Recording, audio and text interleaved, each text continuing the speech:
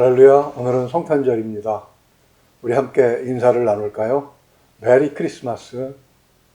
예수님께서 이 땅에 오셨습니다. 우리 축하합니다. 우리 박수 한번 칠까요? 오늘 함께 은혜 받으실 말씀을 우리 살펴보겠습니다. 구약성경 맨 마지막 책의 맨 마지막 장입니다.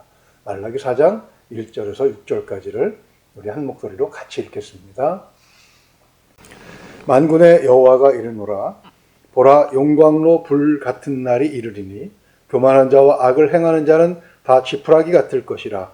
그 이르는 날에 그들을 살라 그 뿌리와 가지를 남기지 아니할 것이로되 내 이름을 경외하는 너희에게는 공의로운 해가 떠올라서 치료하는 광선을 비추리니 너희가 나가서 외양간에서 나온 송아지같이 뜨리라.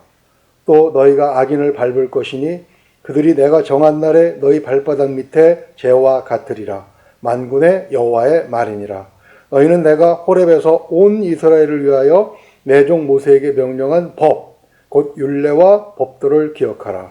보라, 여호와의 크고 두려운 날이 이르기 전에 내가 선지자 엘리야를 너희에게 보내리니 그가 아버지의 마음을 자녀에게로 돌이키게 하고 자녀들의 마음을 그들의 아버지에게로 돌이키게 하리라.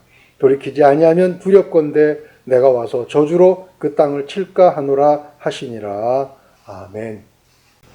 기도합니다. 은혜로우신 우리 아버지 하나님, 코로나19가 창궐하는 가운데서도 성탄절을 맞이하여 비록 예배당에서 함께 모이지는 못하지만 가정에서 가족들과 함께 주님의 오심을 축하하게 하시니 감사합니다. 또 하나님의 아들을 우리를 위해 이 땅에 보내신 날임을 기억하며 감사하는 마음으로 이 예배를 드리고자 합니다. 하나님, 주시는 말씀 속에서 하나님의 아들이 이 땅에 우리와 같은 모습으로 오신 의미를 기억하게 하시며 또 예수 그리스도를 믿는 우리가 어떻게 삶을 살아야 할지를 다시 한번 깨닫고 결심하며 결단하는 귀한 시간이 되게 하여 주시옵소서. 모든 것을 주님께 맡기오며 우리 주 예수 그리스도 이름으로 기도하옵나이다. 아멘. 다시 한번 인사할까요? 메리 크리스마스. 성탄절 잘 보내고 계시죠? 비록 교회에서 함께 모여 잔치를 벌이지는 못하지만 가족들끼리 오손도손 모여 앉아 즐겁고 평안한 시간을 보내고 계실 줄로 믿습니다. 크리스마스를 축하하는 인사말이 참 다양하게 많지요. 가장 많이 사용하는 말은 방금 우리가 사용한 메리 크리스마스였습니다. 이 가운데 메리라는 말은 즐거운, 기쁜, 신나는 그런 뜻으로 사용되는 말이죠. 왜 크리스마스가 이렇게 메리한 날일까요? 그것은 두 번째로 많이 띄는 인사 문장에서 발견이 됩니다. 미국 사람들은 그렇게 많이 인사를 하더군요. God bless you. 복 많이 받으세요라는 뜻이지요. 그렇습니다. 크리스마스가 복된 날인 것은 하나님께서 우리에게 복을 주신 날이기 때문입니다. 하나님께서는 아들이신 예수 그리스도를 이 땅에 보내시면서 우리에게 복이 되는 것을 함께 보내주셨어요. 그 복이 어떤 것이겠습니까? 우리가 크리스마스를 기쁘고 복된 날로 즐겨야 되는 이유를 우리가 성경에서 찾아볼 수가 있는 것이죠. 그 이유는 오늘 본문 2절에 세 가지로 드러나 있습니다. 우리 2절을 다시 한번 읽어볼까요? 내 이름을 경외하는 너희에게는 공의로운 해가 떠올라서 치료하는 광선을 비추리니 너희가 나가서 외양간에서 나온 송아지같이 뜨리라. 아멘. 공의로운 해가 떠오른 날이기 때문이라는 것입니다. 공의라는 것이 무엇입니까? 공의를 모든 영어 성경은 righteousness라고 번역하고 있습니다. 정의죠. 정의란 무엇이겠습니까? 네이버 사전을 찾아보니까 이성적인 존재인 인간이 언제 어디서나 추구하고자 하는 바르고 고든 것이라고 정의를 하고 있습니다. 사실 인간이 이렇게 완벽하게 정의롭기는 불가능하지요. 며칠 전에 대통령 후보로 나오신 분 중에 한 분이 미국 하버드 대학에 있는 마이클 샌들과 영상으로 토론하는 것을 본 적이 있습니다. 그 마이클 샌들이라고 하는 교수는 정의란 무엇인가 라는 주제로 유명한 강의를 한 사람이죠. 그는 다수에게 도움이 되는 결정이라는 공리주의의 손을 들어주기는 합니다. 그렇지만 인간은 도덕적인 한계를 지니고 있다는 것도 또 인정을 해요. 다수에게는 도움이 될 수 있을지 몰라도 그 반대편에 있는 소수에게는 치명적인 피해가 될 수도 있다는 것이죠. 즉 인간은 완전히 정의로울 수 없다는 그런 말입니다. 이 공의를 완전하게 행하실 분은 오직 하나님뿐이세요. 성경은 하나님께서 그것을 어떻게 행하실지에 대한 그 답을 우리에게 가르쳐주고 있습니다. 1절 한번 볼까요? 만군의 여호와가 이르노라 보라 용광로 불 같은 날이 이르리니 교만한 자와 악을 행하는 자는 다 지푸라기 같을 것이라. 그 이르는 날이 그들을 살라 그 뿌리와 가지를 남기지 아니할 것이로되. 아멘. 그렇습니다. 하나님의 공의는 2절 말씀처럼 태양처럼 밝아서 그 안에 숨은 것이 있을 수 없고 또 용광로 불같이 높은 온도를 가지고 있습니다. 교만한 자와 악을 행하는 자를 지푸라기 태우듯이 그렇게 태울 수 있는 그런 열기를 가지고 있다는 것입니다. 그렇게 완전하게 뿌리까지 뽑는 공의를 이루실 수가 있다는 것이죠. 사도 요한은 이 빛의 정체를 요한복음 1장 14절에서 이렇게 드러냅니다. 말씀이 육신이 되어 우리 가운데 거하심에 우리가 그의 영광을 보니 아버지의 독생자의 영광이요 은혜와 진리가 충만하더라. 아멘. 이 빛은 구약 성경을 보게 되면 가끔 나타나요. 출애굽기 40장 34절을 보게 되면 이스라엘 백성이 애굽에서 해방되고 광야에서 성막을 완성했을 때 바로 그 완성된 성막에 하나님께서 동행하신다는 표적으로 나타나셨고요. 또 솔로몬 왕이 예루살렘에 성전을 짓고 성막에 있던 성물들과 언약궤를 성전에 옮겨다 놓았을 때도 똑같은 현상이 나타납니다. 이렇게 구약시대에는 일시적으로 나타나셨다가 떠나셨지만 성탄절 이후에는 영원히 우리, 즉 사람들과 함께 계시기 때문에 그것을 기뻐하는 것입니다. 두 번째로 이 빛으로, 즉 광선으로 치료하시기 때문입니다. 불의한 것을 다 태워버리는 것으로 해서 사실 모든 것이 해결되는 것은 아닙니다. 거대한 산불 속에서 살아남은 사람들을 한번 생각을 해보십시오. 지난 6월에 미국 캘리포니아에서 큰 산불이 났습니다. TV 뉴스 기자가 생존자에 다가가서 인터뷰하기에 이렇게 질문을 하더군요. 무사하셔서 다행입니다.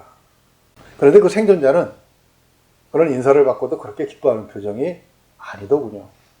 수년간 계속된 재난의 피해자들을 인터뷰한 리치 존슨이라는 사람은 패러다이스라는 책에서 이렇게 그들의 심정을 기록하고 있습니다. 생존자들은 아직도 슬픔과 상심을 극복하는 중이고 일부는 외상 후 스트레스 장애를 겪고 있다. 그렇습니다. 비록 산불은 꺼졌어도 그로 인한 상처를 입은 사람들은 두려움과 공포 그리고 슬픔과 상처가 난 마음을 그대로 가지고 살아간다는 것이죠. 이것이 치료가 되어야만 비로소 산불과 같은 재앙이 완전히 극복되었다고, 완전히 진압되었다고 이야기할 수 있는 것입니다. 예수님 당시 유대는 하나님을 인정하지 않는 로마 제국에 의해서 박해를 받고 살아가고 있었습니다. 지중해 주변을 다 장악한 그들은 교만이 하늘을 찔렀어요. 하나님도 무서워하지 않았어요. 그래서 그들은 하나님을 두려움 없이 무슨 일이든 행할 수 있었던 것입니다. 유대 백성들을 더 처참하게 만들었던 것은 하나님을 섬긴다고 하면서도 하나님보다는 로마 황제를 더 두려워했던 대제사장을 비롯한 유대 종교 지도자들이었습니다. 그들은 종교 사기꾼이었어요. 주님은 마태복음 23장 3절에서 4절을 보게 되면 그것을 이렇게 확실하게 폭로해 버리셨죠. 그러므로 무엇이든지 그들이 말하는 바를 행하고 지키되 그들이 하는 행위는 본받지 말라. 그들은 말만 하고 행하지 아니하며 또 무거운 짐을 묶고 사람의 어깨에 지우되 자기는 이것을 한 손가락으로도 움직이려 하지 아니하며. 아멘. 그들은 백성들이 로마로부터 상처를 받고 두려움에 떨고 있을 때 그것을 위로하고 치료하기보다는 오히려 그들의 어깨에 율법의 짐을 더 얹어놓고 상처가 아예 고질병이 되게 만들어 버렸던 것입니다. 사실 이러한 현상은 유대 나라만의 문제는 아니었어요. 지구상의 많은 인류가 모양은 달랐지만 세속적인 권력의 포갑과 이런 사이비 종교가들의 거짓 교리에 속아서 고통당하는 그런 것은 대동소이했던 것입니다. 예수님은 바로 그런 사람들의 육신의 병, 마음의 병을 치료해 주시기 위해서 이 땅에 오셨던 것입니다. 우리가 그것을 기뻐하는 것이죠. 세 번째로 우리가 예수 그리스도께서 이 땅에 아기로 오신 것을 기뻐하는 이유는 외양간에서 풀려난 송아지처럼 우리가 자유롭게 뛸 수 있게 되었기 때문입니다. 사실 주님께서 저들에게 거짓으로 고발을 당하시고 누명을 쓰신 채 십자가에 죽으신 것은 이렇게 저들의 정체성을 폭로하셨기 때문이죠. 그런 위험을 모르실 리 없는데 왜 이렇게 주님은 그들의 정체를 폭로하신 것일까요? 주님은 누가복음 4장 18절에서 그 이유를 이렇게 말씀하셨어요. 주의 성령이 내게 임하셨으니 이는 가난한 자에게 복음을 전하게 하시려고 내게 기름을 부으시고 나를 보내사 포로된 자에게 자유를, 눈먼 자에게 다시 보게 함을 전파하며 눌린 자를 자유롭게 하고 아멘. 우리에게 자유를 주시기 위해서 그러셨다는 것이죠. 예수님은 우리처럼 어린아이로 이 세상에 오셨습니다. 우리를 자유롭게 하시기 위해서 우리의 왕이 되셔야 했는데 우리의 왕은 우리와 같은 모습을 가져야 했기에 또한 우리와 똑같은 모습으로 이 땅에 태어나셔서 우리와 똑같은 모습으로 살다가 사명을 감당하신 것이지요. 자, 그러면 무슨 힘으로 우리를 자유롭게 하시는 것이겠습니까? 1945년 8월 6일 일본 히로시마에 5톤 가까운 무게를 가진 폭탄 하나가 뚝 떨어집니다. 그 폭탄 한 방으로 인해서 약 17만 명이 죽었는데 이 일본이 얼마나 지독했는지 그래도 항복을 안 해요. 그래서 미국은 3일 뒤에 나가사키라는 곳에 그 비슷한 것, 아니 그보다 더 센 거 하나를 더 떨어뜨립니다. 거기서도 약 8만 명이 죽었을 때 비로소 일본이 항복을 하죠. 그 덕에 우리는 광복을 맞이합니다. 그러나 그렇게 강력한 폭탄이 터져서 항복을 했음에도 불구하고 우리의 광복은 완전하지가 않았어요. 반으로 뚝 잘려진 반쪽짜리 광복이었습니다. 예수님은 이렇게 어마어마한 폭탄을 가진 장군으로 오신 것도 아니고 큰 나라를 다스리는 왕으로 오신 것도 아닌데 그러면 무엇을 가지고 우리를 자유롭게 해주실 수 있는 것입니까? 성경은 예수님께서 오히려 원자탄 같은 그런 무기보다 더 폭발력이 강한 그런 무기를 가져오셨다고 말씀을 하고 있습니다. 요한복음 8장 32절을 우리 같이 한번 읽어볼까요? 진리를 알지니 진리가 너희를 자유롭게 하리라. 아멘. 잘하는 말씀이죠. 이 진리가 세상을 완전히 바꾼다고 말씀을 하신 것입니다. 오늘 본문 말씀 4장 3절을 볼까요? 또 너희가 악인을 밟을 것이니 그들이 내가 정한 날에 너희 발바닥 밑에 재와 같으리라. 만군의 여호와의 말이니라. 아멘. 밟혀 살았던 사람들이 오히려 밟고 군림하던 사람들을 밟게 된다는 것입니다. 세상에 영원한 것은 없더군요. 인터넷 뉴스를 보다가 깜짝 놀랐습니다. 우리 경제가 앞으로 한 6, 7년 내에 일본을 앞지르게 된다는 그런 연구 결과가 나왔다는 거예요. 그것도 우리나라에서 그런 주장을 하는 것이 아니고 일본 경제연구소에서 연구해서 발표했다는 것입니다. 영원히 일본의 뒷공무니만 쫓아다닐 줄 알았는데 앞지를 수도 있다는 그런 기사의 성취 여부를 떠나서 괜히 기분이 우쭐해져 보기도 했습니다. 그렇습니다. 세상은 얼마든지 뒤바뀌고 언제든지 뒤바뀔 가능성이 있습니다. 역사는 그것을 풍부한 증거를 가지고 증명하고 있죠. 더군다나 이 말씀은 하나님의 약속입니다. 하나님의 아들이 우리와 같은 몸을 가지고 이 땅에 아기로 오셨다는 것은 이 약속이 이미 성취되었다는 하나님의 신호로 우리가 받아들여야 되는 것이죠. 그래서 우리는 그것을 기뻐하는 것입니다. 그런데 오늘 본문 말씀을 보게 되면 이 예수님이 이 땅에 오신 날을 즐거워하는 자와 두려워하는 자로 나누어진다고 말씀하고 있습니다. 일본 경제연구소에 그 연구 결과가 성취된다는 것을 듣고 기뻐하는 사람들이 우리라면 일본 사람들은 싫어하겠지요. 그런 일이 정말 그렇게 될까봐 굉장히 두려워할 것입니다. 오늘 말씀에도 하나님의 약속이 아기 예수의 오심을 통해서 성취되고 있음을 보고 즐거워하는 사람이 있는 반면에 두려워하는 사람도 있다는 것을 보여줍니다. 우선 크리스마스를 즐거워하는 사람은 어떤 사람들이겠습니까? 2절 말씀을 보게 되면 하나님의 이름을 경외하는 너희라고 말씀하고 계세요. 싫어하거나 두려워할 사람들은 당연히 그동안 하나님을 경외하는 사람들을 괴롭혔던 교만한 자와 악을 행하는 자들이겠죠. 예수님의 탄생을 가장 두려워했던 사람은 바로 예수님께서 탄생하신 그 시대 그 땅을 다스리던 헤롯 왕이었어요. 그는 자기의 자리를 메시아라는 자가 빼앗아 갈까봐 그 두려움에 못된 짓을 저지릅니다. 마태복음 2장 16절을 보게 되면 예수님이 거주하시는 곳으로 짐작이 되는 그 주변에 있는 2살 아래 사내 아이들을 모두 학살해버리고 맙니다.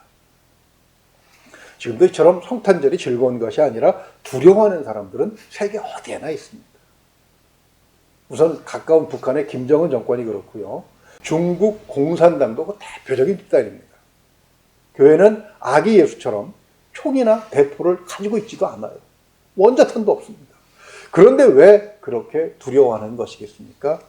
총이나 수많은 군대, 그리고 원자탄보다도 더 강력하고 무서운 무기를 교회와 성도들이 가지고 있기 때문입니다. 그것이 무엇이죠? 즉 진리예요. 예수님의 진리입니다. 진리를 믿는 사람들은 폭력을 두려워하지 않습니다.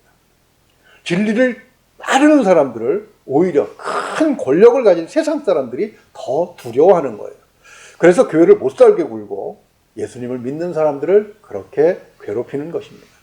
왜냐하면 그들이 꽁꽁 숨겨둔 거짓과 기만의 빛이 폭로될까 봐 두려워하는 것이죠. 아무리 강한 힘이라도, 아무리 꾹꾹 숨겨뒀다고 해도 진리의 빛이 비추게 되면 그 힘은 봄바람에 눅 녹듯이 녹아버립니다. 따뜻한 바람에 꽁꽁 얼어붙은 빙하가 녹아버리듯이 그 속에 꽁꽁 숨겨두었던 비밀도 다 드러나는 날이 온다는 것이죠. 그렇게 되면 그들은 짓밟히는 개처럼 신세가 변하고 말 것입니다. 그러나 사실 그들도 성탄절은 기뻐해야 됩니다. 왜냐하면 아무리 흉악한 원수라고 하더라도 6절 말씀처럼 그들도 하나님께로 마음을 돌이키게 되면 예수 그리스도를 영접하면 그들은 저주에서 벗어날 수 있기 때문입니다. 코로나19가 예수님 당시에 유대 사회가 놓여져 있던 그런 정치적이고 사회적인 그리고 영적인 상황처럼 어둡기 짝이 없습니다. 확진자는 여전히 6, 7천 명대를 오르내리고 있고요. 중증 환자는 더욱 늘어나서 병상이 부족할지도 모른다는 그런 우려스러운 보도가 나오고 있습니다. 세계적으로는 대만과 같은 나라 빼놓고는 다 암담합니다. 우리보다 더 암담합니다. 중국은 1300만의 거대 도시 시안을 봉쇄했습니다. 코로나로 죽는 사람들보다도 굶어 죽는 사람들이 더 많아질까 봐 안타까운 상황입니다. 그러나 말씀처럼 하나님을 경외하면 성탄절을 영광의 약속으로 믿고 기뻐하는 사람들은 두려워할 필요가 없습니다. 아기 예수께서 우리를 향한 약속의 보증이 되시기 때문입니다. 성탄절을 기뻐합시다. 기쁜 소식을 두려워하는 사람들에게 이 소식을 전하면서 함께 즐거워합시다. 옆에 계신 가족들과 우리 다시 한번 인사할까요? 메리 크리스마스. 복되고 즐거운 성탄 되시기를 바랍니다. 아멘. 기도하겠습니다. 우리 모두가 함께 크리스마스를 즐거워하게 하시니 감사합니다. 예수님의 오심을 축하하게 하셨사오니 예수님을 축하하며 하나님을 경외하는 자로 다가오는 2022년도 살게 하여 주시옵소서. 그리하여 항상 하나님과 동행하는 자 예수 그리스도께서 우리 앞에서 가실 때에 예수님을 따라가는 자로 즐거워하는 삶이 될 수 있도록 주님 도와주시옵소서. 하나님께서 빛으로 이 땅에 보내주신 예수 그리스도의 진리의 빛 가운데서 살기를 소망합니다. 어두움을 두려워하지 않게 하시고 오히려 그들이 우리를 두려워한다는 사실을 기억하면서 비록 힘들고 어려운 시간들이지만 굳세게 예수님을 바라보면서 이기고 나아갈 수 있는 우리 모두가 되게 하여 주시옵소서. 믿고 의지하며 우리 주 예수 그리스도 이름으로 기도하옵나이다. 아멘.